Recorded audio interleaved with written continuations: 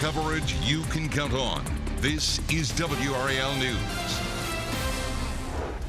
A little boy's body found abandoned underneath a billboard in Mebane. The case captured imaginations in our area for decades. It captured one investigator's heart. I was his dad for 20 years.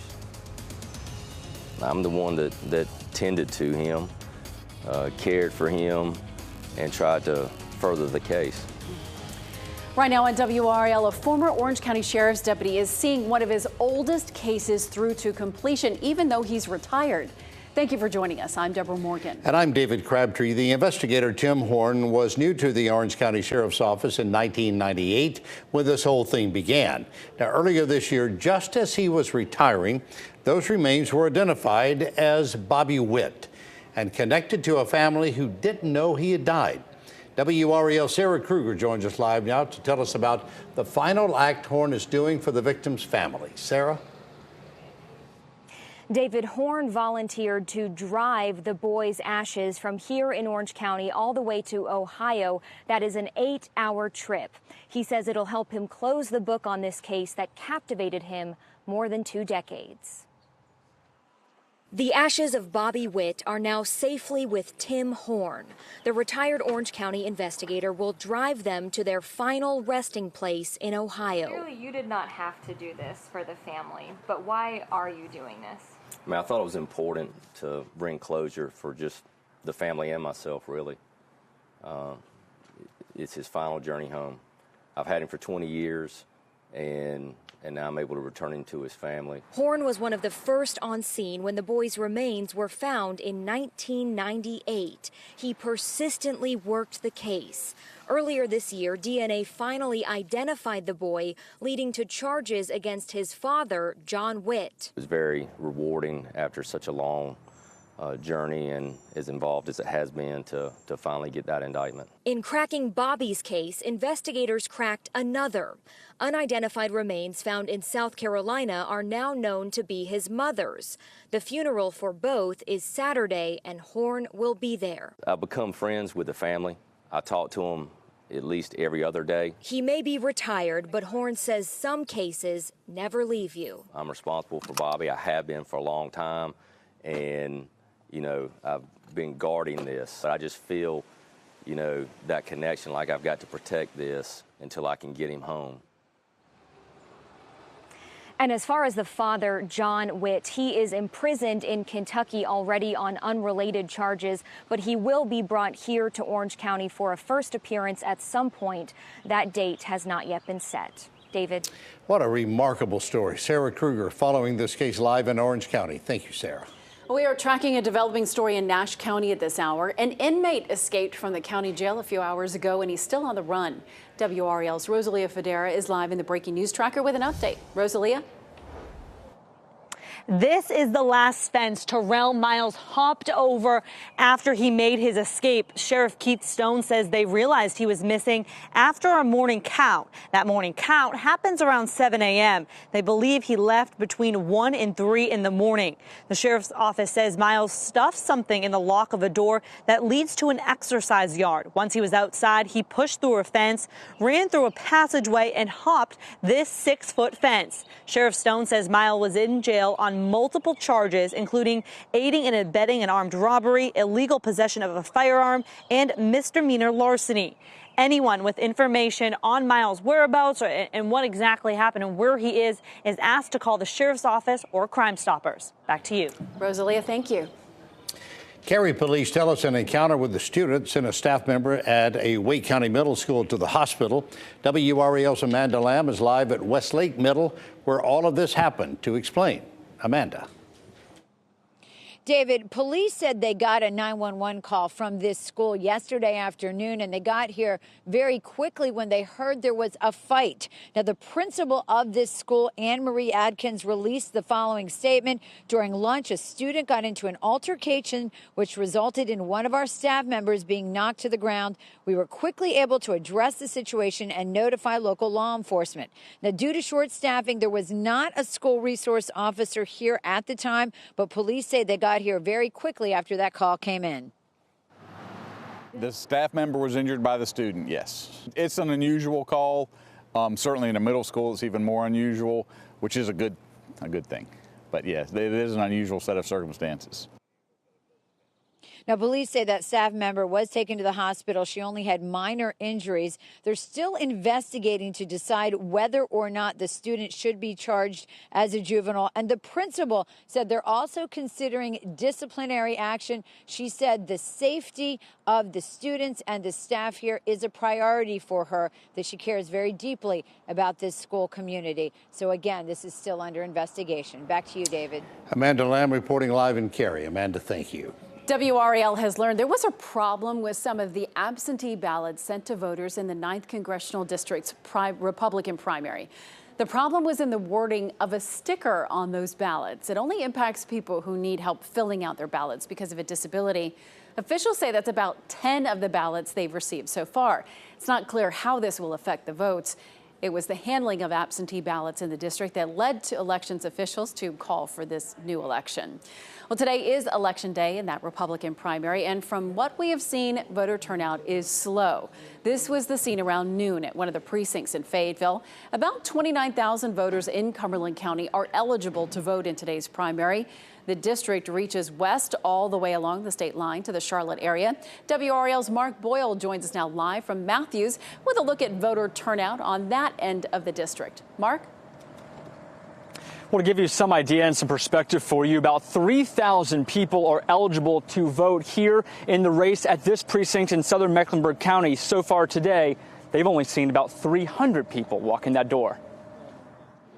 WRAL just shot this video from inside a Matthews polling location in southern Mecklenburg County. The special election today for District 9 was triggered after the state board ordered a new election. It said irregularities and absentee ballot tampering in Bladen County tainted the results that originally indicated Mark Harris was the winner. Harris later backed out altogether during questioning from state officials. He cited health concerns. Mark Harris endorsed Union County Commissioner Stoney Rushing. There are a total of 10 people on the ballot for the District 9 seat. Some political experts believe North Carolina Senator Dan Bishop is the frontrunner. I caught up with Bishop and asked him about his thoughts on the unusual race and the uphill battle he's facing. How do you inspire voters? There's 10 people on that ballot. It's quite a few. How do you separate yourself from the others? Well, it's been a matter of building a campaign that is robust enough to go toe-to-toe with Dan McCready. That's what we set out to do at the beginning, and we've succeeded. And we are monitoring Dan Bishop, Stoney Rushing, and the others that are trying to secure that seat throughout the evening. We'll have full coverage for you throughout the afternoon. I'm Mark Boyle, live in Mecklenburg County tonight. Now back to you. Thank you, Mark. Polls close at 7:30. We'll be tracking the vote on WRAL.com. And then join us on our late news for live coverage on the outcome of the race and where we go from here. After the storm comes the cleanup.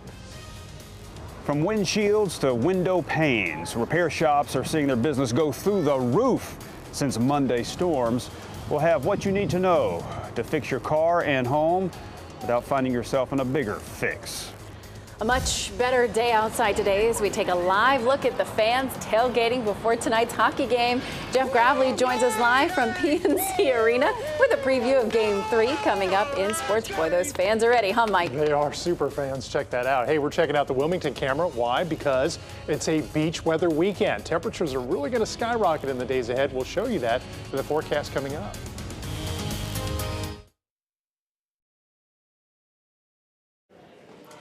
UNC system leaders are not ready to talk about Silent Sam. The future of the statue has been in limbo since protesters brought it down in August. Former UNC Chancellor Carol Folt ordered its pedestal removed in January. A task force was slated to present recommendations to a meeting next week. Well, late today, board chair Harry Smith issued a statement saying, quote, "There is nothing to report at this time. Therefore, the monument issue will not be on our agenda for the May meeting." The head of the State Department of Public Safety is taking plenty of heat about his latest raise. Lawmakers approved a $23,000 pay hike for Secretary Eric Hooks last month. He will now earn more than $179,000 a year.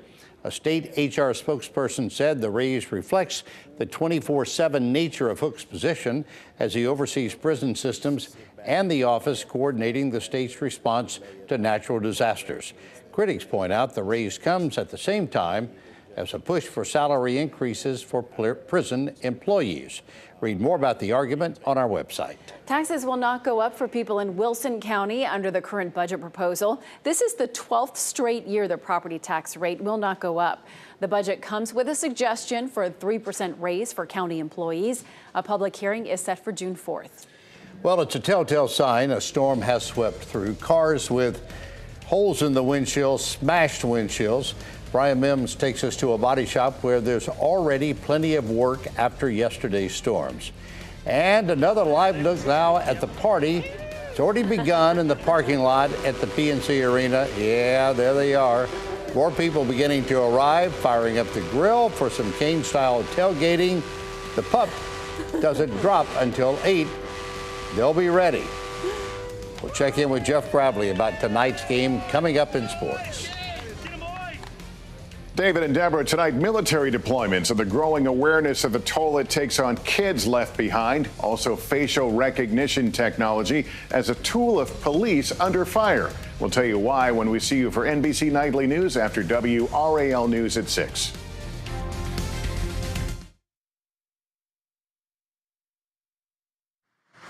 Oh, the sound of hail. It's a sound that lets us know something is likely being damaged. And yesterday, it was broken windshields and battered homes in our area. Auto body shops, roofers, and construction companies are flooded with job orders today. WRAL's Brian Mims spent the day in Johnston County, where the sudden storm of business is not likely to let up for weeks.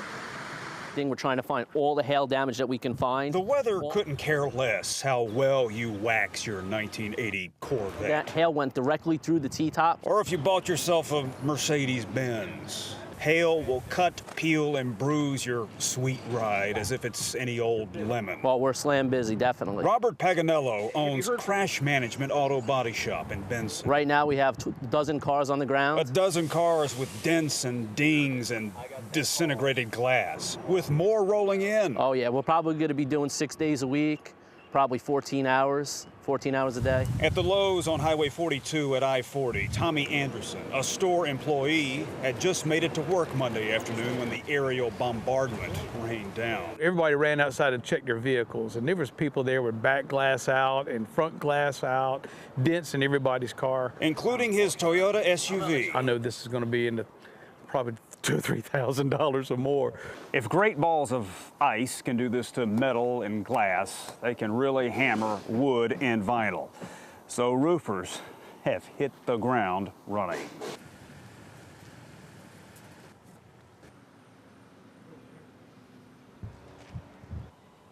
You guys. Man, we got...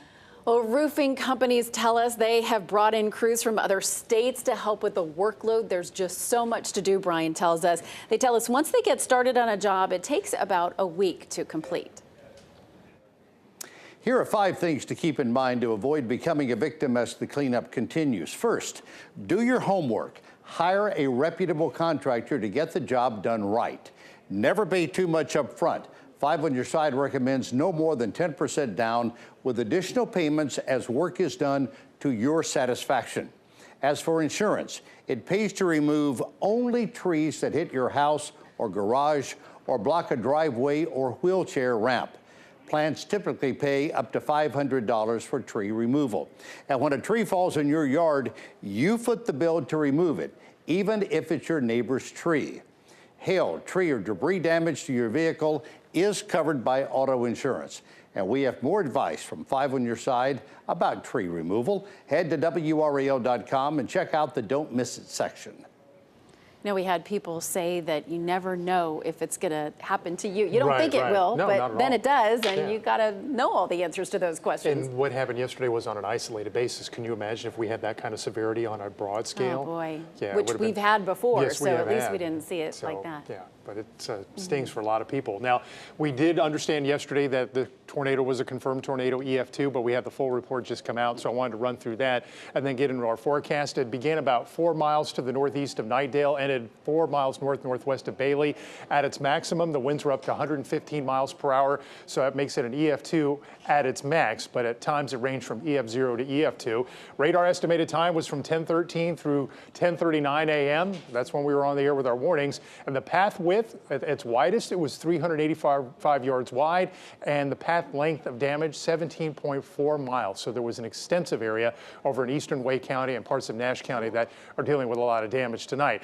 Well, we've had a weather reversal today, feeling like April. 67 the high out at RDU, 12 degrees below normal, 73 in Fayetteville. And if you're a huge fan of the weather like this, I'm sorry to say it's not going to last all that long. So relish this while you can, because by the end of the week, we're going to be following the warmth. And the warmest we've had so far at RDU has been 86. That happened on May 4th. Fayetteville, 88. That happened on May 11th. And warmer weather than this is on the way.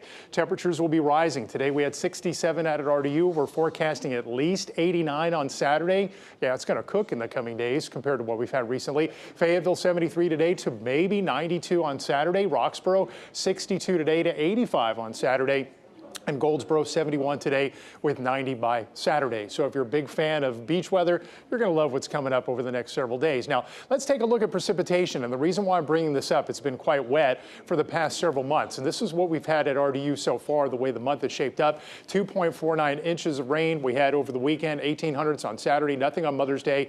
And of course, we got quite a bit of rain yesterday, nothing for the day-to-day. And the days ahead may end up being quite dry. Here is the precipitation outlook from the 22nd through the 28th, and it shows a huge area in the east. In fact, the whole east coast, all the way down to Florida, in below normal rainfall. The reason being, we have a ridge of high pressure that's going to start to build this week and into the weekend that's going to bring the heat, and signs are this may be an ever-present entity through the end of the month. I hate to see it set up, because once we get ridges set up, they're hard to get rid of this time of year, so this may bode well for a drying pattern to set up. And then above normal precipitation out west, as we have a deep trough here and the ridge in the east. And that also means above normal temperatures during the same time period and below normal temperatures out west. We say hello, Apex. We've had a nice day, 65 right now at RDU, the dew point 39. And with the air being so dry, we do expect to cool down into the 40s tonight. 65 now at South Hill, 66 at Siler City, farther to the south, 70 at Fayetteville, 68 right now at Goldsboro. Grab a jacket if you're heading out this evening, 58 by 9 o'clock. By 11 o'clock, clear skies and 54. Morning lows will be in the 40s, 46 here in Raleigh, 48 at Fayetteville, 44 up towards South Hill. It'll be a chilly start with 46 by 7 a.m. Lunchtime, like today, the clouds start to build in rapidly. Partly to mostly cloudy tomorrow afternoon. Our forecast high is 73.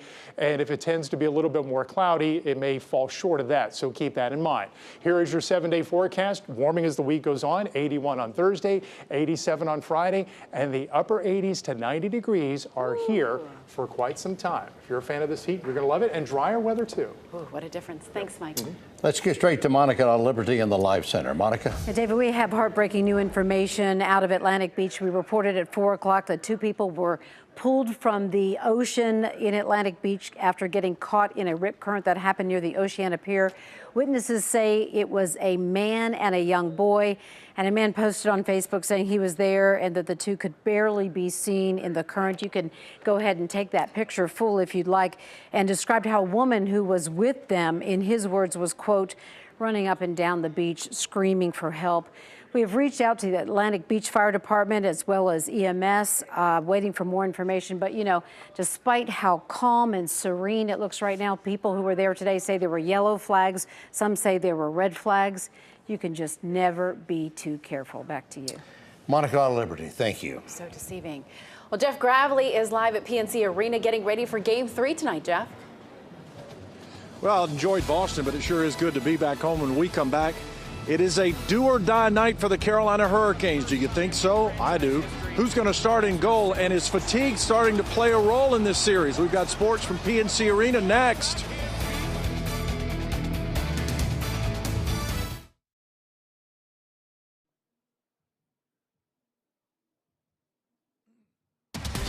WRAL Sports starts now. Well, the Carolina Hurricanes have been outscored 11-4 in the first 2 games, and many were a little surprised on Sunday when Rod Brindamore left goalie Peter Mrazek in goal. The question tonight, who starts in goal? Is it Mrazek or Curtis McElhaney? Yep. Are you going to tell us who it is? I got to probably say no. Just why not? I can't be that guy that does that, right? I know we're starting, but I guess I'll have to wait and see. Sorry. I don't want to start that. Don't want to be that guy to break the hockey rule of revealing your goalie or talk about injuries. You know, the Hurricanes have certainly had some out-of-character moments in the first 2 games. I really believe fatigue has played a part in that. They aren't moving their feet fast enough. So the question now is that Jared Fialko posed, have the Hurricanes hit the wall?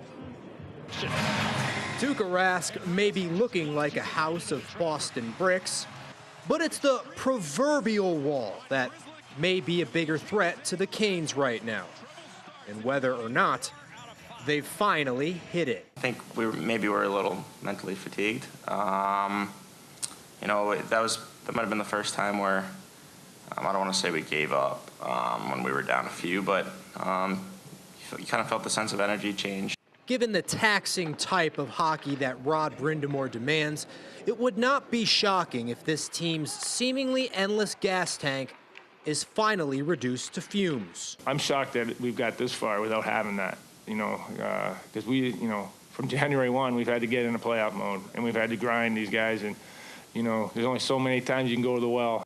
How much water's left in that well, we'll soon find out. I think there's enough, you know, pride in that room that they're going to dig in for a little more, and, you know, being at home is going to help. I think that's just going to give you that little bit of energy. PNC certainly provided a jump start to Carolina's waning batteries. The Canes 5-0 on their own ice. But can enough juice still be squeezed out to keep this a series? Jared Fialko, WRAL Sports, Raleigh. Fight the fatigue. You heard Jared talk about the Canes being 5-0 here at home in the playoffs. They've actually won 7 straight here at PNC Arena. And if you look at those 7 games, they're scoring more goals too. 3.22 goals per game in that 7-game winning streak here. And they've only allowed 2.46 goals. They need to dial those same numbers up tonight if they want to have a chance to win. So much has been made of the scoring machine that is the Bruins' top threats, Brad Marchand, David Pastrnak, and Patrice Bergeron. But only one of those guys has scored a goal the entire series against the Canes. What would it be like if they did start in goals? 10 different players have scored for the Bruins, led by Matt Grizzly. The Hurricanes have goals from Sebastian Aho, Greg McKegg, Justin Williams, and Teuvo Teravainen. Something has to change here tonight. Might as well start with a W. Back to you guys. Yes, we need one. We'll be watching, Jeff. Thank you. And thank you for joining us. NBC Nightly News is up next. Join us tonight for our news at 10 on Fox 50 and at 11 right here on WRAL. We'll see you then. Have a great night.